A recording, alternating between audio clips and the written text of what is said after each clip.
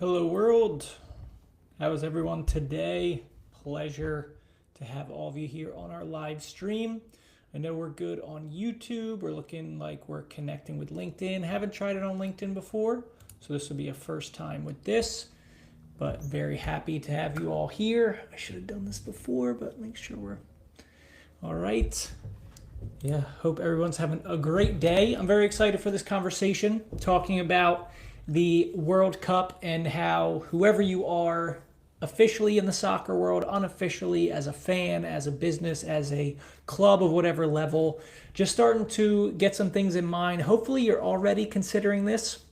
Hopefully you're already considering the World Cup being this massive moment and opportunity in North America, United States more specifically, as that's my perspective.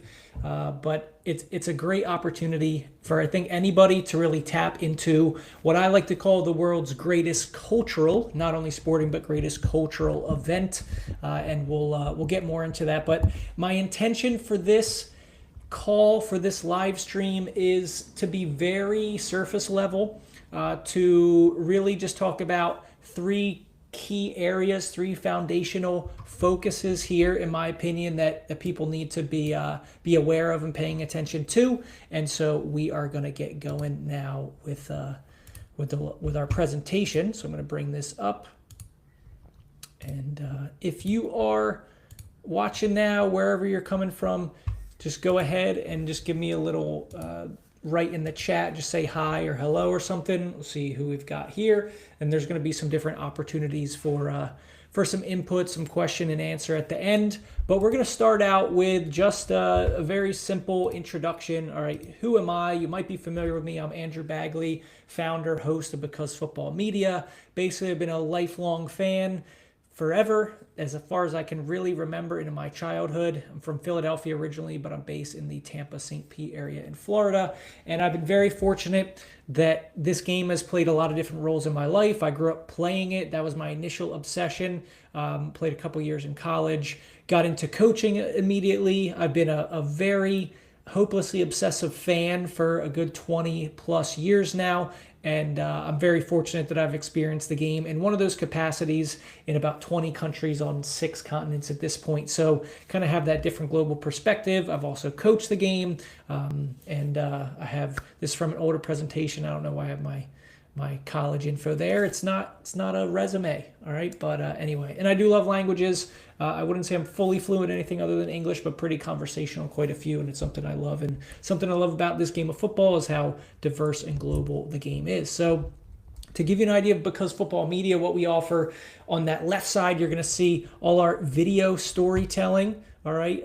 That is pretty much vlogs and different types of processes like that we're doing, going to places, covering all levels of the game, whether it's Liverpool and Anfield. You might have seen some of our content on that. Whether it is kind of just going to small adult tournaments around the United States. We've been very fortunate to do that recently as well, and just really kind of digging into the game, whatever that is. A friend of mine recently said, "You know what? When I watch your videos, you remind me of the Rick Steves of soccer or football." If you guys know who Rick Steve is, he's a legend within the travel space, and has been doing a great job for ages. So if I ever live up to that kind of moniker, I'd be happy to do so.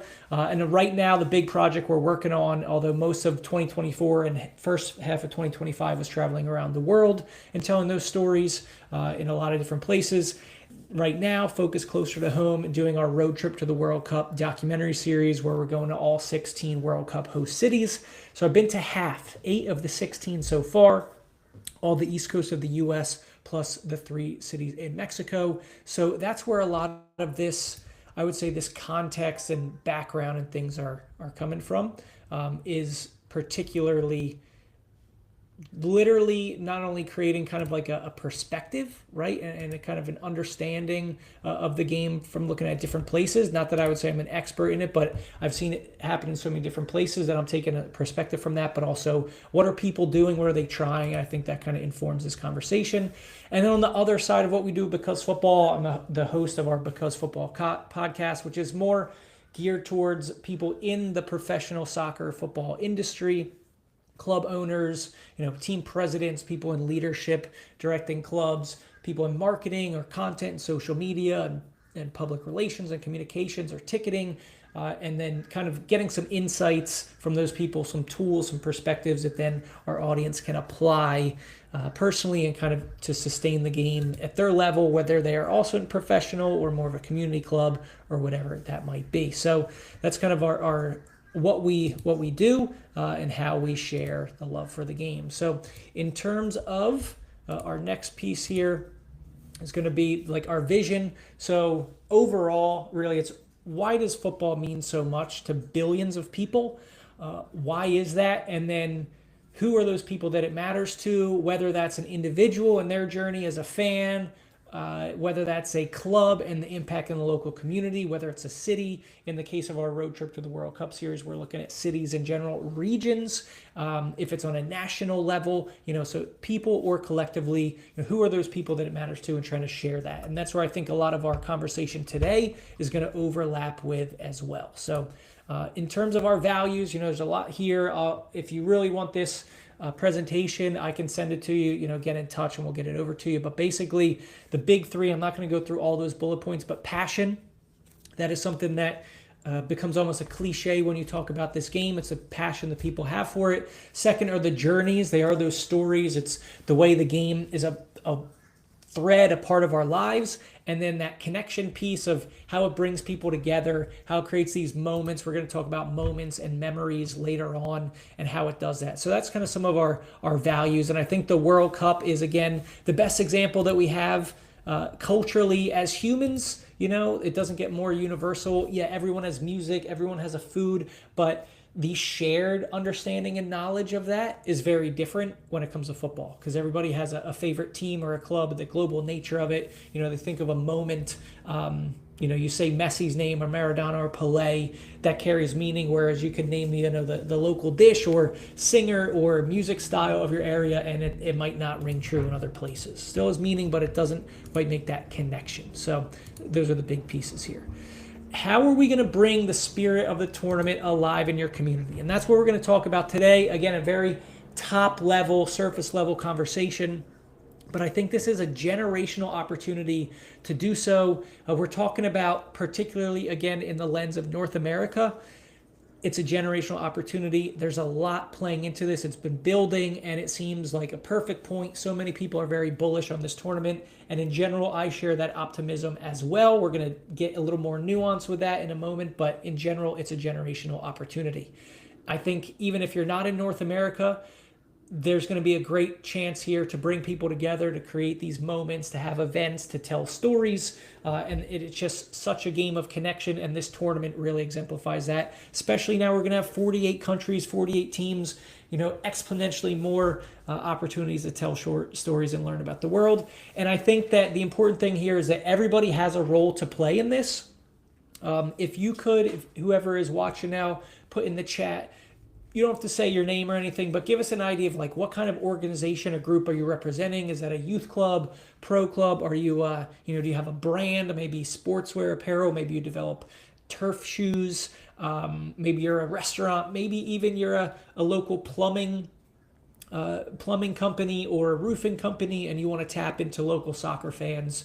Maybe you're an organizer. Just kind of write that in the chat so we kind of know a little bit of who we're connecting with here, and what kind of perspectives. We'll get to Q&A in a bit, but I think that no matter who you are, somebody who really, really is deep in the game and knows it well, or somebody who might be a little bit more on the outside looking in, trying to have an idea of, hey, how can I kind of take advantage of this to really amplify what I'm doing? There's a place for everybody. The three big buckets, the big things we're going to talk about, you can see it here on the presentation. One is connections. You can see that eyeball, the vision and community we're going to talk about. Then next, after that, the next level is going to be stories. So what are we sharing, what we're documenting, and how we can give meaning to what's happening around us. And then to our in real life or in-person events, creating like moments together that lead to these memories and that long-term connections and loyalty, I think is going to be super important. So we're going to break down each of those those pieces that I would say are the foundation. And again, very top level view here, but we're going to get into a little bit more of the specifics within each of what I mean. Connections, all right? You look at this picture. I was fortunate as part of our road trip to the World Cup Series. I spent a lot of time in New England in the United States. This is Rhode Island FC. I was fortunate as well. We've had Brett Johnson on our podcast. He's one of the owners of the club, and they have an amazing group. This is called their Defiance 1836 group. They're local fans. You've got all different people. There's a band here. We've got drummers. We've got people playing horns and brass instruments. There's different kinds of drums. There's people with flags. There's people just singing. These are these connections that everybody kind of has a role to come together. So I think it's a great picture when we think of this idea of connection. So when you think of soccer in your area, who do you think of?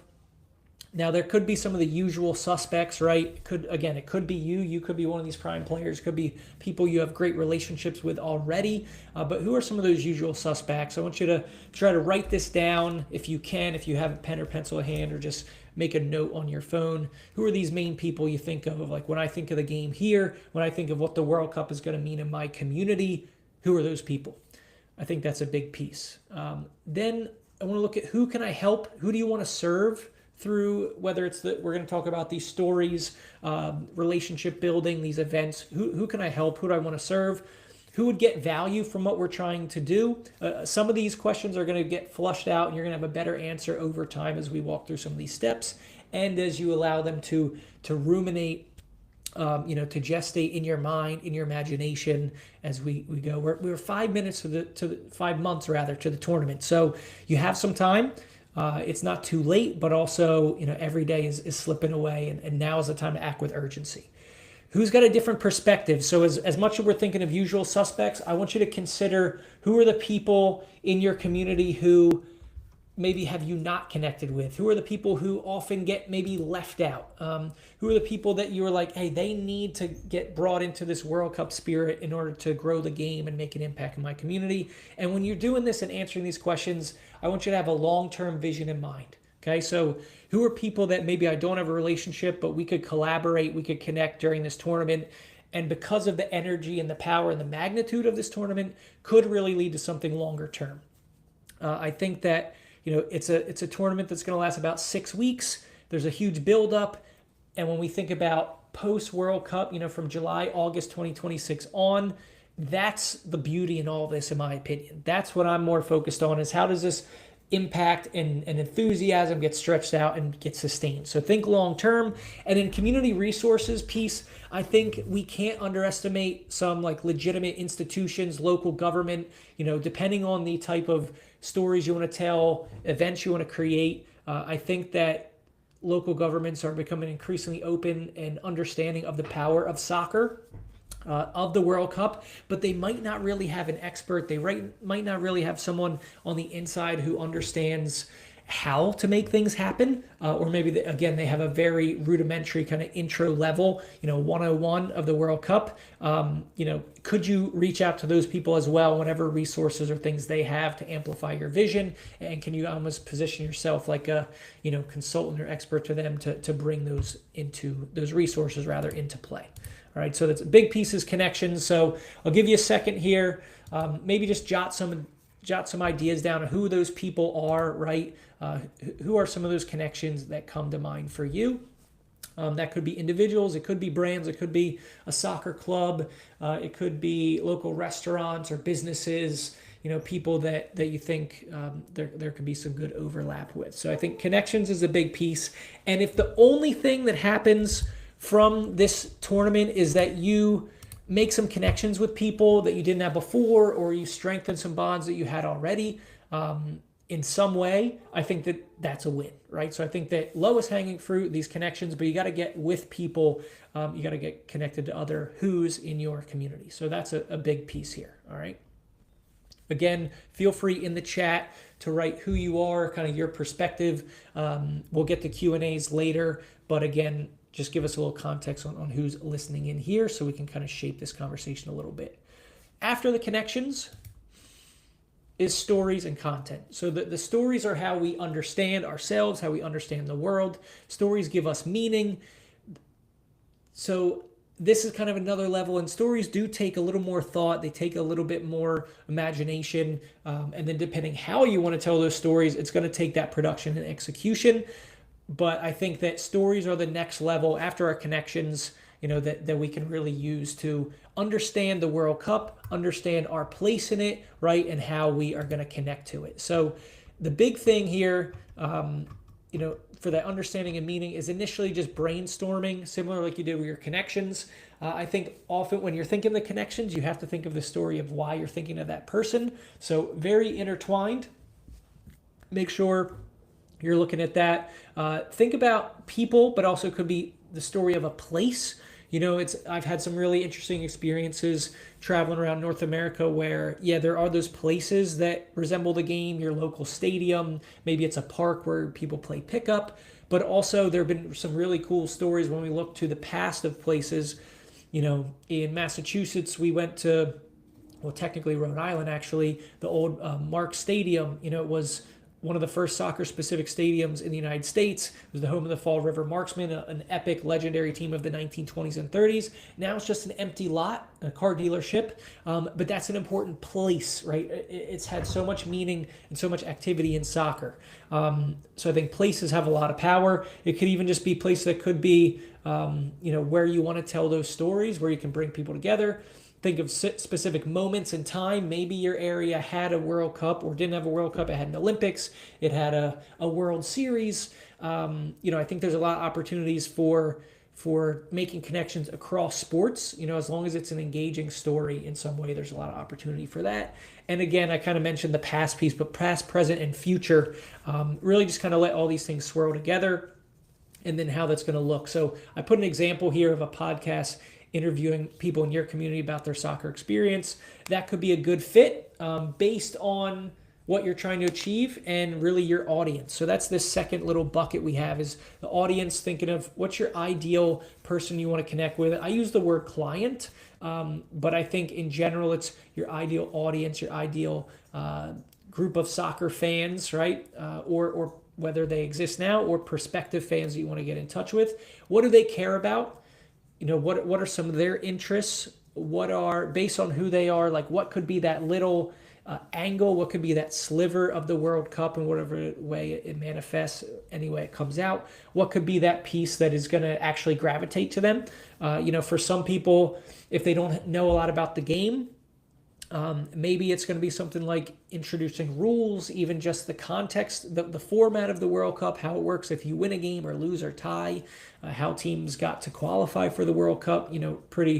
Those are actually kind of complicated in some ways, those formats that FIFA and the different continental associations have given us. But if that's your audience that you want to connect with, great. If it's a more educated soccer audience, maybe you're already part of a pro club and try to connect with your community. Think about, what is that group going to be kind of engaged by? And I think tied to this is you don't necessarily need to reinvent the wheel, but what's past content that's worked for you? Go through some of your social media output, newsletters, whatever it is, even just discussions you've had. What are things that kind of get people going, get them to share their opinions, that they care about, things that they want to engage with? So I think those are kind of your basic questions there. Again, these are going to flow in and out with your connections of who you're trying to connect with to tell the stories, and then who your audience is. These are all going to flow together. And then from there, it's a little more practical, picking your platform, your content style. This is also going to come down to a little bit of the production piece we're going to talk about, but your skills or the skills of people you're working with. But pick your platform and content style. Keep it simple. If it's something that's really feels outside of your wheelhouse, you're probably not going to follow through after the first one or two iterations. But, again, just find kind of a platform that works for you and your audience is the main thing. And then that content style, whether it's writing, whether it's longer form video, which is my favorite, but I can tell you it takes so much time. So I don't recommend it if you're new to it. Or if you do it, maybe you want to say, all right, we're going to do stories that are very almost like a live stream feeling, a long consecutive scenes, not a lot of editing or post-production. Maybe you want to do short form content. maybe it's going to be for your email newsletter, maybe it's to LinkedIn, maybe it's for just pictures on Instagram, that could be your thing.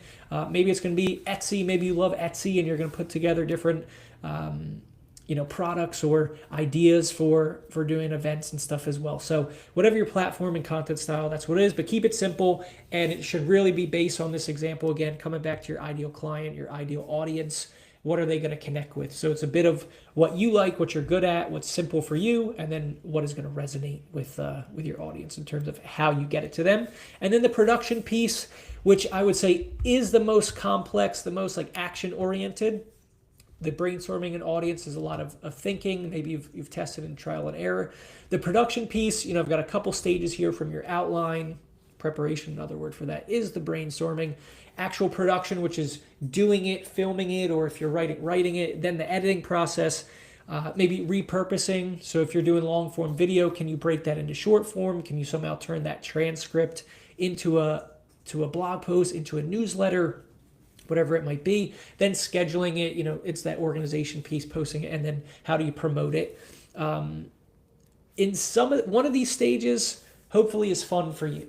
If none of these seem fun for you at all, that's where your connections come into play. That's where you rely on your people you're connected with, those skills, that symbiotic relationship. They have the skills where they like editing content or they like producing it. I think in general, most people should like the production because that involves some form of like telling of the story and the action.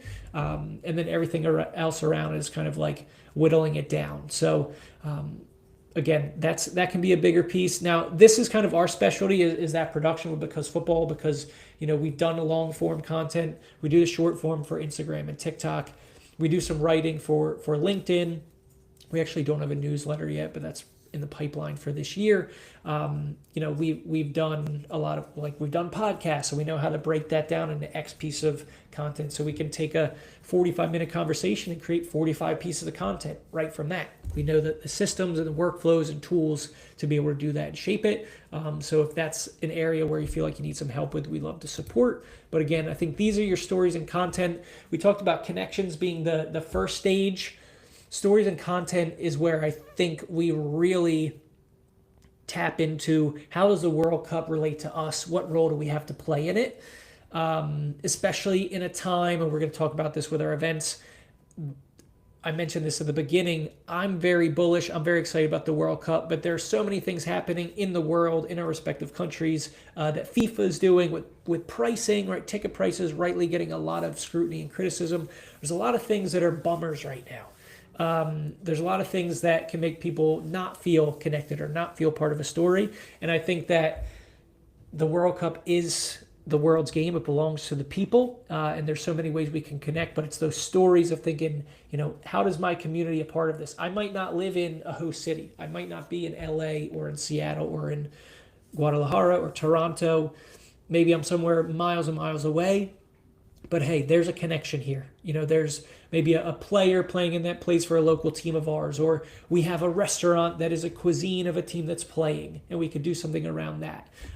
Maybe it's just, some people in our community remember the 1994 World Cup, and now those people who were kids or were impacted by it in some way, flash forward 30 years later, that's our local high school coach or this person who runs our youth club. And it's like the impact of 94 or the Women's World Cup in 99 was pivotal for me. Who are the people that watched that and got into soccer because of that game? If you don't have anything like that, the story could maybe be soccer is not really a thing in my community, but I like it. I'm touched by this game. I want to spread the joy. So it's like I'm on a mission to make my town a soccer town. And it's how your mission to do that, right? So again, that's part of the story that comes from your connections and then tapping into the World Cup and what it means.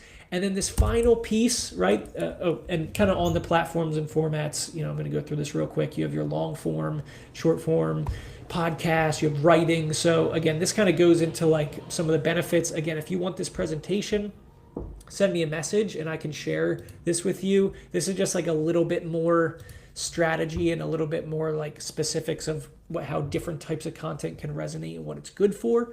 That again can come for our Q&A here. So, but yeah, there's that piece, but I'm just going to skip through to our events. So building on, connections are who the people I want to do things with, who the people I want to enjoy the World Cup with, people I want to bring the World Cup spirit to. Those are all our connections. Then we have our stories, which is really the meaning and the understanding of how that happens. And then the in-person events, I think, are kind of that final step. They are the most effort and work in some cases, depending on who you are. Again, you could be watching and be like, Andrew, I'm hosting events and doing things all the time.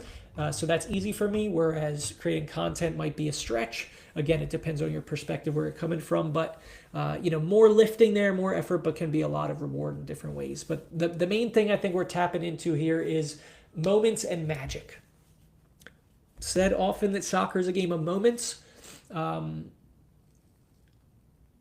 I would agree. I think that if you're watching this and you have some connection to the game, if I said close your eyes right now and just try to think of moments that you watch in a game, or whether it was the match itself, what happened, or the experience watching it, what comes to mind, you could probably sit and write down and not be finished if I gave you hours and hours. If you wrote till it was dark out or till the sun rose the next day, I'm sure there's a lot of examples. So moments and magic, I think, is the big picture here. And that's not limited to games. So again, I'm kind of using this term now of the DIY World Cup, build your own World Cup, especially, and this was always going to exist in my mind and my heart, but especially because ticket prices are so insane and because the process is really convoluted. And that, essentially if you buy a ticket, you are tacitly agreeing to how FIFA is doing things. That is as much of that is a shame. That is how it is. So if you're not down with that in whatever way, fair enough, vote with your dollars and your action. But regardless, again, this tournament is huge. It is the world's greatest cultural event. It's not going to be limited to the 50, 60, 80,000 people in a stadium, in a host city. The moments and magic can spread everywhere. And so I really believe in building your own World Cup to create more access for people. Because again, not everyone who wants to go to games will be able to go to games, but just because there's so many ways to actually enjoy it that isn't just those 90 minutes of a match necessarily. And also creating that connection, right? And that's why I think it's important in your own community, in your own backyard, build your own World Cup for that connection. And that to do this, to actually execute, make this come to life, use your connections, right? So what are those skills of the people you've been brainstorming? What do you bring to the table? What can they bring to the table? And how do you combine those skills and maybe combine a following, combine an audience? If you are a plumbing company, how can you take your existing client base, who of them might be in a local soccer club or could be fans, or even if they're not fans, the World Cup's going to be in the air in June and July in North America. People are going to be somewhat clued in, even if they want to do it like ironically, like, oh, I don't care about it. They're going to hear about it. So I feel like you have to be ready to position yourself in connection with the World Cup in some way, even if it's not your bread and butter of your client base or your audience base. There's going to be some way, I'm sure, if you think about it long enough, that you can connect these things. But I think that for the in-person events, the key, when you take the skills, when you take that audience, is you're offering value and that you're creating experiences that are multifaceted. So whether that is the first one that comes to mind a lot of times is a watch party. So what's the value there? You're offering some food, you're offering drinks, you're offering a hopefully a comfortable, fun place to be. The value is you're bringing a lot of people together, so you have that energy. Sometimes I like to watch games at home by myself on my couch, but the World Cup, I'm going to want to be with people as much as I can be. It's that type of thing. There's value in bringing people together. Is there an element of playing? Could you have like a bit of a tournament, or could you even have like a cornhole competition, right? Could you do trivia or Q&A? Could you have some kind of art installation, right? Could you have something hands-on? Could there be like an adventure? Maybe it's a experience of like a scavenger hunt where you're tying together, important soccer places in your community, and people have to go around, maybe it's the morning before games kick off on a Saturday or Sunday, and it takes like an hour and a half for people to go around to different places, and maybe at each spot they get, a little goodie, or they get like a piece of a puzzle, or something like that? Could you do a scavenger hunt, right? Could you bring in local businesses and companies to that, and what they would want? Again, you're talking about value. You're doing it for the people who are participating because it's fun, it's educational, it's something that they can feel part of the World Cup without being in the stadium, but also talk about value for those other businesses and brands in your community of connecting with soccer fans, people who are really bought into something. And I think soccer is at this place, and again, I'm speaking in that North American perspective. Mexico, it's a little bit of a different story because soccer has been the established game and is mainstream culture for generations. United States and Canada, we're in this place where there exist very authentic, genuine soccer communities that look very different. They're diverse in many different ways across age, across race, across leagues they follow, across genders as well, political orientations, but they do exist. And I feel like when brands make a thoughtful effort to connect with those type of communities, those communities remember that and they appreciate that. And so I think, again, long-term vision, that's what we're trying to do here, and it feeds into that theme. And then once you figure out your events, the people who are helping you do it, here's where the stories just take it to another level and they amplify those events, not only in promotion, because let's say you've been doing some, like a quick little Instagram series, 30-second videos on, the best soccer players that come out of Sheboygan, Wisconsin, right? If that's where you're from, the best players that come out of there. Or maybe it's like, your high school team and it's the coach's favorite moments or favorite all-time players. Then you ask like the booster club team mom or whatever, and then you ask your JV coach or your principal, whatever it is around a school. Whatever those stories are, you're starting to already tell those stories and get some engagement and connect with your audience. And then now you can easily put in this promotion for the events you're doing, right? And how that ties in together with those stories. And then during those events, you're documenting what's happening, you're filming, you're making notes about it, you're taking pictures, and then you have so many opportunities to tell the story of the event to people online, not only to people who were there so they remember it and it's kind of reinforced of what it meant to them. And now you have more content for your organization or business, whatever it is. But then you take those stories to people who weren't there and you're still showing how you brought people together in these events, the fun they had, the connection they felt, and then maybe you're starting to pull people in the future to events or to your service, whatever you're offering. So it's amplifying existing events, it's promoting them, and then creating that longer tail of it living on to ultimately come to the big piece of, we talked about moments already, creating these moments together based around the World Cup, around the excitement of a game, around the diversity that the World Cup offers, around little stories of how it might connect with your community, around just the game of soccer in your area, or the lack of the game of soccer in your area, creating those moments that lead to memories longer term, coming back to this long-term vision, and then there's where the loyalty kicks in. So I think that if you're a brand or a company or business who've been listening, think like, this sounds great, Andrew, but where's the ROI? There's absolutely an ROI to be gained here, not only from great storytelling and how that could function in your marketing efforts, but also in hosting events as well. And then creating that loyalty. Again, that's what makes a World Cup special beyond like, an MLS Cup or even beyond like the average Premier League game, is that it's a specific moment in time where for 6 weeks, basically, a significant portion of the world's population is going to be focused on one thing. There's going to be tons of games, right? We got 48 teams. There's like almost too many games. There's a lot going on. There's going to be no shortage of stories, but it's how do we create moments that lead to these memories in the short term and then longer term build that loyalty and these connections. So that's where I think then at this stage, we're at this last piece of like events. I think that's where it kind of becomes this interconnected web between your connections, your stories, and then the events that maybe can be like the in real life, the material expression of all of that.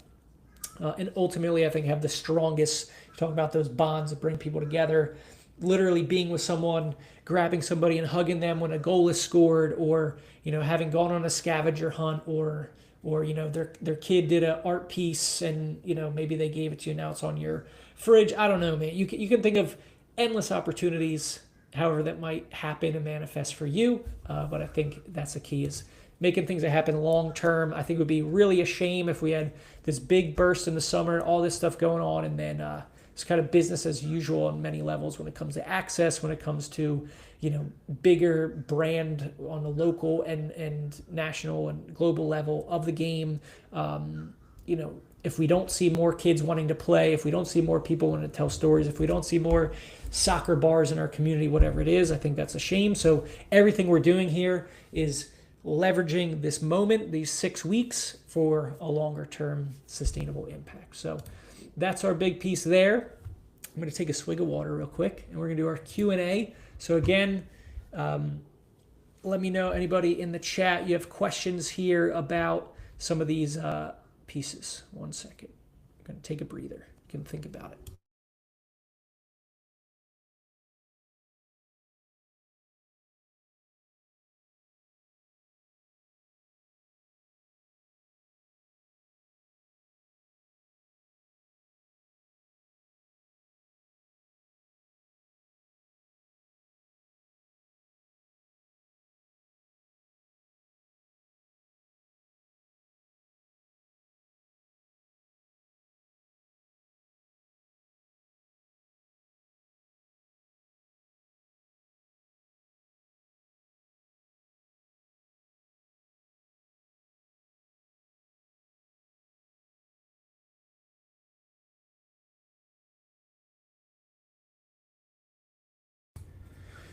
All right. Hopefully you guys have had a chance to take some notes here, and maybe scribble down some of these connections, or actually start sending some messages out to people already, and kind of getting a head start on this. But for our Q&A, I am unmuted, right? You guys can hear me? Cool. For our Q&A piece here, the first one coming in, we're going to take this question. It is from a youth soccer club in, where are you guys based? All right, in Orlando, Florida. So youth soccer club, and they're asking about like watch party events that they can do. So first, our connections piece. So you guys have a youth club. Could you, first of all, could you collaborate with some other youth clubs to really make this a massive event? Or if you just want to keep it to your own, cool, fair enough. Think about some of your existing partners and sponsors that you guys have. I imagine you probably already have, you know, a local dentist office, a local pizza shop, a taco truck, whatever that might be. You know, think of those connections. Who could be some of those people for a watch party? And in this case, you're going to want a place. Likely, you know, you're going to want obviously a space, as you guys would know, for the kids to be able to play and run around a little bit, but also for the adults to be able to enjoy it. So I would say, you know, if you're looking for a place that could be a good fit for a watch party, put together just like a little, you know, the fancy word would be the deck, right? Which you may already have when you pursue your community sponsorships, but put together just like a quick page of facts of, like, you know, what you imagine the size would be, who your ideal, you know, or who your typical, you know, soccer family is, and some of those pieces, and then what they would want, and then start to look for good potential partners. And then when you're trying to pitch yourself to those partners, you know, those bar, restaurants, whatever it is, make sure they've got, you know, some space where you can have the big screen, or at least have like 15 different TVs. See if you can maybe, I've seen a lot of clubs work out like a profit share with groups like that. So if you say, hey, if we can bring people and do like a, you know, a sponsored night at your brewery, you know, could we do a profit share where we get X amount and that can be reinvested into the club? That's also something I think could bring in not only your own families that would be wanting to support the club through just having a good time watching the World Cup, but also maybe people from outside the community, you know, they feel good about doing that in some way. So I think there's a piece there, as far as finding a good partner. And then I think, again, think about what the kids are going to want to do versus the parents. How long is the, as much as I would love it, and hopefully we do some matches and games, especially for the U.S., so they're going to really hold anyone's attention because of the drama and the opportunity and the things at stake. You know, what other activities could you do and have maybe like at halftime or or could you have different interactive experiences around the event too, so that the kids are enjoying it, the parents kind of have their own thing. So you guys are probably much more experts in that, but I think there's a lot of opportunities for that. And I think if you talking about the idea of collaborating with like other clubs in the area, maybe you could do just like an easy play day, or like I'm pretty bullish on like a 3v3 tournament, or even like a 1v1, or like kids love to play the game World Cup, right? That game of, you have one other kid on your team and it's like a melee of 12 teams of 2 inside the 18-yard box. Could you do like a World Cup tournament, right? Make it very, very laid back. You could either have it free with local brands and businesses kicking in some money, or maybe some goodies for that, or maybe charge a nominal entry fee for that, and then that can be reinvested into the club as a fundraiser for that type of thing. Again, what kind of people could you connect with there? And then again, coming back to the stories, is how are you going to tell the stories of that? I see so many great events. I've seen a lot of events around the country recently, and even just in the past being in youth soccer, people do so many great events, and I understand it's like a resource and capacity challenge. That's the bottleneck, but people do so many great events and they put up like one picture about it. And like, yes, that's better than nothing. If that's all you can do that thing, right? But like, try to come up with a storytelling plan around that, not only maybe to promote it and maybe have some local brands interested, but then even just to like document that experience, that World Cup tournament or the watch party, get some video, do an interview with like one of the kids or a parent, like what how they feel about the World Cup or what they're excited by, or if you do a watch party before the game, could you quickly just like do a poll and ask people, hey, like which team do you think is going to win? And have somebody quickly edit that and post it, by the first half, while there's still some unknowns in the game. Think closely about that storytelling piece, because then that's when it's going to amplify. And I'm very bullish on people creating content that is then going to help you. Not only do you create a bigger audience and get more eyeballs for your club, but then also creates whatever content you are making becomes more of like a media asset that then you can get sponsorships and support around to further what you're doing as a club. So I feel like that's a good one there, the watch party with the in-person piece for a youth club. Our next one here, let's see. All right, we've got somebody in the Bay Area. We've got in Oakland, and it looks like it's just a Jamaican restaurant, and they want to see how they can do some events. So I would say, if you're like a kind of, I would call it local business like this, food is obviously great because there's like a wonderful experiential piece to that. Jamaica still got a shot. So if they get into the World Cup, obviously that's a no-brainer for you guys of how to make that happen. But even if they don't, how could you get a TV, or could you partner with somebody who's going to have the capability to have a big space and big screen projector, and you guys could collaborate in some way with maybe somebody who's got drink or whatever it is, or if you don't have the space, could you do like cater the food? I don't know how that works in your area, what the regulations around that might be, but there's an idea. Obviously that's the event piece, but when you talk about connections, start with maybe coming up with the idea of what you want, and then maybe put up some signage or start to do some posts around the World Cup, and just start to see who among your client base is like kind of responding to that, engaging with that, and who might those people be. So start to do a little bit of like market research in that sense. And then I think the stories could be a big piece. How could you make like, so soccer is 11 players, but could you make like, 5 aside as a common one? Or maybe you do have, 20 something items on your menu, and you go, hey, here's our starting 11, and it's like your 11 most popular dishes, and maybe you can put in a quick like Canva design and you make it, or you make like an Instagram carousel, so you have 11 posts and it's a picture of the food, and like, I don't know, the jerk chicken is your goalkeeper because it's the most dependable, whatever. You can get fun with some of that. If you're not really sure exactly what to write or how to make it clever, get all the details, think about it, and then leverage your connections, right? And then leverage maybe some AI tools to give you some brainstorming ideas. But I think the connections with people you're talking to, a lot of the beauty of that will come out in it.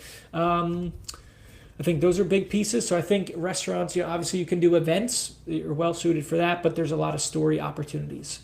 Again, talking of that production bottleneck, that's a challenge. So are there people that talk about soccer in your community that could help with that? Whether it's an individual bunny ear here like influencer, or if it's perhaps it's like just maybe another local business that does a good job on their content, or honestly one of your own customers that might you check them out and they're engaging with your content. Who around you is kind of good at that and seems to like it? What value exchange can you create there? Because I think there's still going to be a lot of great storytelling around the tournament. And then that hopefully leads longer term of you can kind of create a little bit of this soccer connected identity if that's something you guys want to pursue after the tournament too. So I think that's a piece for restaurants. Similarly, I think for like local businesses, of just start to post a little bit, even in your stories, repost what's already on Instagram or on Facebook, see who's engaging, get some ideas there. So a lot of ideas. Like I said, I've been fortunate traveling around, and with this road trip to the World Cup series that we're doing, I get to connect with people at all different levels. So it's like professional MLS or NWSL clubs, USL, different parts of the pyramid in U.S. soccer, but also a lot of amateur adult teams, tournaments, youth clubs. Like I'm seeing a lot of good stuff out there, but I think still a lot of people are a little slow, or maybe they just haven't shown their hand yet. Maybe they're like some of you all watching, trying to get some of these ideas. But 46 minutes, I think we're good. I think we've gotten a lot here. Again, this was supposed to just be kind of big picture, but very kind of like interconnected.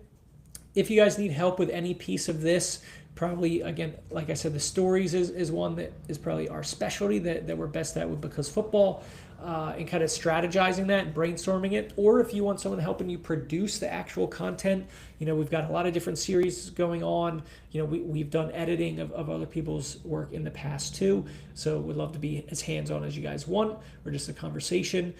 Even events, we've already got some events planned for the World Cup, but definitely open to that and what it could look like. And again, looking to make these long-term vision connections and partnerships to carry on beyond June, July 2026. Get in touch with us. You can send us an email, becausefootballmedia@gmail.com. Leave a comment if you want to get in touch. Shoot us an email if you want this presentation too. Please feel free. LinkedIn, you can do my personal page. LinkedIn, just search Andrew Bagley, or we have our Because Football Media page. This is going live from too. Instagram, YouTube, you can check out some examples of our storytelling and what we're excited for. But thank you all so much for being here. 5 months. 5 months to the opening kickoff of the World. Actually, less. We're like 5 months from day 3 of the World Cup. Not too late, but we got to get going soon. And if we can help, great. If not, wish you the best.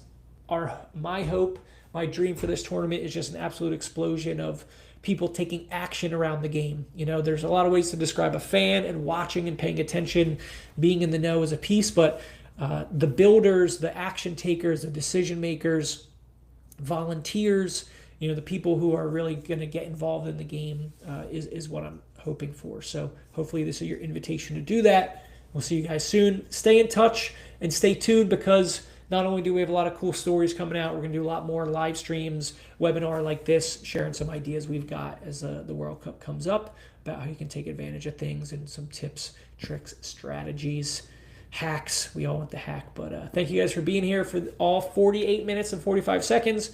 We'll see you on the next one. Peace.